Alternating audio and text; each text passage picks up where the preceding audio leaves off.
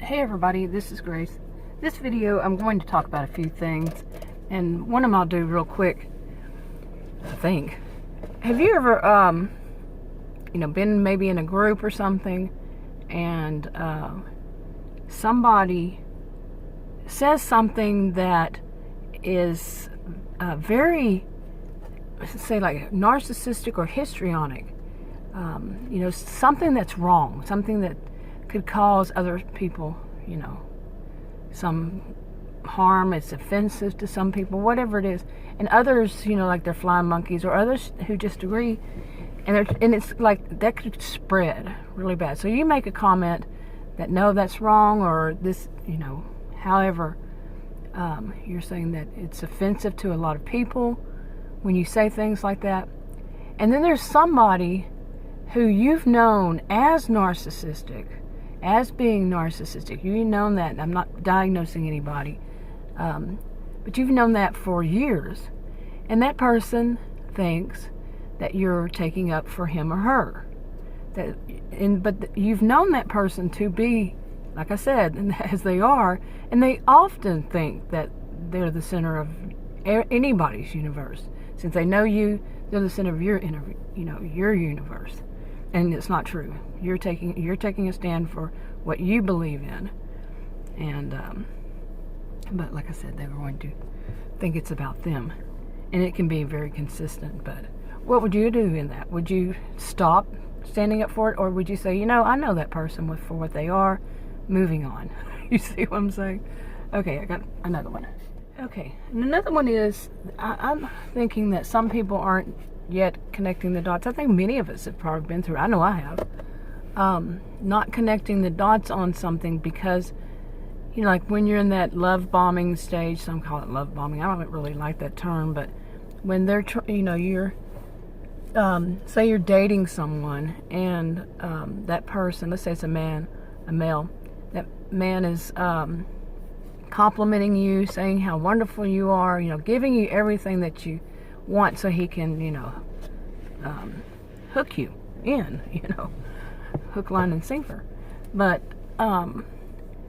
and you think that that's just how this person is, and the person really, he, in this situation, he really thinks that way. Okay, and then, you get married or whatever. And, but at some point, this, he, starts doing something that you still think, that you think that what he's doing is because he really cares about you, and he's really concerned for your health, safety, whatever is the case, and he's doing it for that reason only. But what the real reason behind it is he's trying to control you. One of the reasons he's trying to control you. Now let me give an example. Okay, this is about isolation. When they try to take you away from, separate you from the people that you have known for years, who have known you for years. They barely know him. He makes sure of that. And so he wants to isolate you from them. He doesn't want any interference from them. And this is where some, I think, aren't connecting the dots, that it's actually it could be these things and more. Okay. This person, he's trying to control you. He puts it off as, I don't like your friend. She just seems kind of like she's using you. I never liked her from the beginning. And, she's doing, I think she's talking about you behind your back. And I just got a, really bad vibe about her. Something. I mean, it's not going to be that. When I try to do voices, it sounds awful. Oh my goodness. I can't do male voices like that either. That wasn't even a male voice. But you see what I'm saying. He's trying to find a way, or, say that about some family members too. You've been in a dysfunctional family. They have been horrible to you for, as long as I've known you. I just don't like the way they behave. They're all, they're all about them, and what it really it's what is about him, but he's saying it's about them. And it could be. You could have been raised in a dysfunctional family, and you don't know much outside of it. You're used to that behavior, and that's why could be one reason why you go with this person, because it's familiar, but also because that, if it's male or female, they can, they know what to feel at first, fill it up. And it could be that you're finally getting somebody who cares about you. I mean, you think in a way that they love you. He or she loves you because they're showing all this all this care about you. See what I'm saying? Okay. And by doing this, they're isolating you. This person's isolating you from other people that could be there, and you're being left without a support system. Somebody who's going to be there. Say you want to leave him or her, and you just can't, because you've ostracized yourself. Well, you've been ostracized, or you did it yourself. You left them. You went no contact, whatever it is, and you were pretty harsh when you did, and so you feel like you no longer have them to go back to. But at the time, he's putting out, good job, you did a great job, they were treating you wrong. When in fact, he was manipulating you and twisting it all around. Okay. So it leaves you without, what you think is without a support system. And that therefore nobody's going to be around to open your eyes to everything that he does. Like when you tell them, I'm a little confused about this. If you haven't been isolated yet, and you say, I'm a little confused. He said this. He said that. What does that mean? You're young, okay? Or you just haven't experienced this kind of thing. You won't have that. And they'll say, whoa, wait a minute. That's verbal abuse. That's, he's manipulating you. He's doing this or that. But he's ensuring that you don't have that support system. Okay, so nobody is going to open your eyes. And see, I'm looking at my notes here. And now, some wonder, why would he do this in the first place? But like I said, control, manipulation. He has his target. And he has his, what some call supply. I saw it recently. Somebody else was trying to coin it. What was it? I don't even know who named it supply, but it was supplier they were trying to coin. Yeah. Anyway, let's see. But in some, what they might say, and it's probably not true, is, well, I was just wondering how committed you are to this relationship. If you're somehow pointing it out, or somebody else is, or really if you are, and they'll say, well, I wanted to see if you're committed to the relationship. When really what they're wanting to see is how gullible you are to their BS. Okay, to their manipulation, to how they're going to treat you from then on. If you're going to show some kind of loyalty to them over people you have been showing loyalty to for maybe perhaps your whole life, or a long term, or just somebody you met before them, and you've grown to trust. Okay, but they do want to see that commitment. They're not really, they don't have that same feeling towards you, but they're going to pretend that they do. For a while, then their true colors start shining through. And here's another one. Recently, I saw a meme, unknown, that was talking about, it was talking basically about things I've done videos on before. I really haven't done too many more recent years, but I've been doing videos for years. But these are videos which I find personally, as the person who wrote it, as being narcissistic. Okay, but really not. It's more of a trying to normalize a thought. It's a narcissism, a normalization of narcissism kind of thing.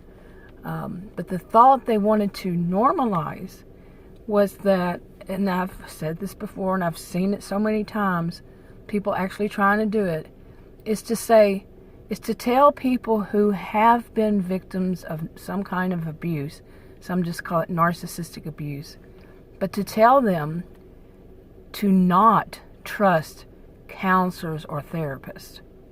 Instead, the people who really know what it's all about, this is their thought, this is what they're trying to put out there, that the people who really know what it's all about and therefore know how to help others, to them are the people who have suffered, who have gone through it themselves. False. Big false. Okay? And there may be some, exceptions to every rule. We all know that. But how is somebody going to help you heal that is still trying to help themselves? And do you think that the people, that everybody has experienced the same as you? Nobody has. Nobody has experienced the same situation, the same things as you. Okay. Now, counselors are trained to help you. Okay. They don't do all the work for you. They train to help you and to get you to help yourself. Now, depending on where you live, it could be different. What is their position? And of course, you need to find a good one that has experience with this. You need to do your homework and find the right one for you, the right counselor or therapist, whatever it is in your area. But what they were trying to say, also in this, was counselors. They're basically saying counselors who go into that area of specialization. The people you would go to don't know what they're talking about because they haven't experienced it. Well, I know way back, I'd say, man, when I was taking counseling courses in graduate school, they were saying even then that there was research that proved otherwise. That proved that people, whatever area they go into, they do so because either they have experienced it themselves or they know somebody who's close to them that has experienced it, or several people. It could be both. All, See? But they're not going to say that. I saw that meme and I wrote that. Yeah.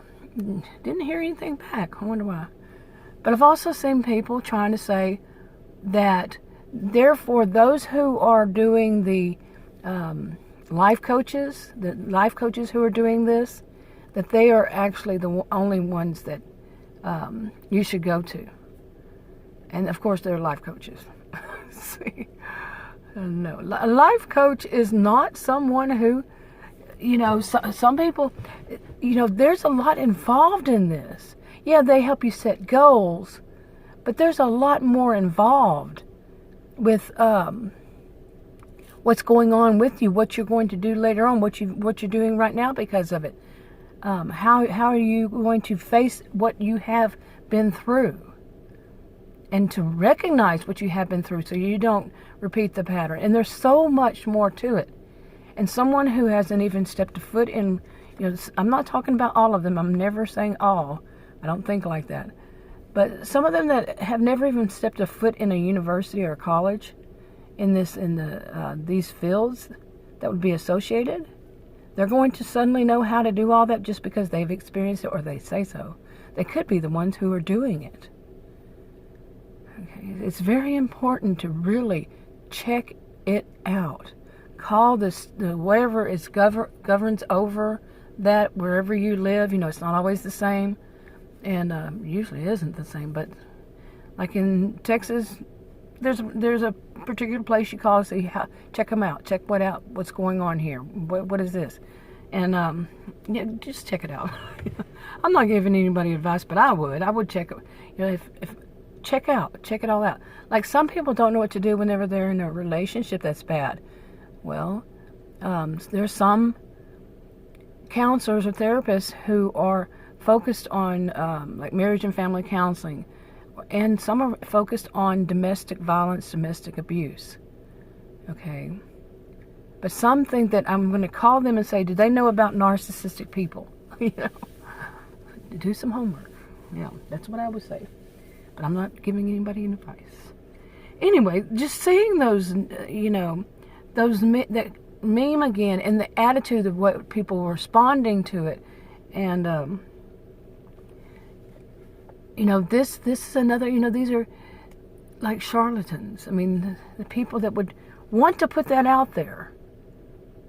Somebody is telling you, don't listen to the professionals. These are professionals. Like here, licensed professional counselor. Licensed professional counselor. They have to go through a lot to become that. Believe me, a lot. And this person who says, well, I experienced it, therefore I can help you. No. In my view, no. I mean, wow. Just the arrogance of them, just the narcissistic type behavior. That is a narcissistic type behavior. To think that the person, you know, they know better than the professionals.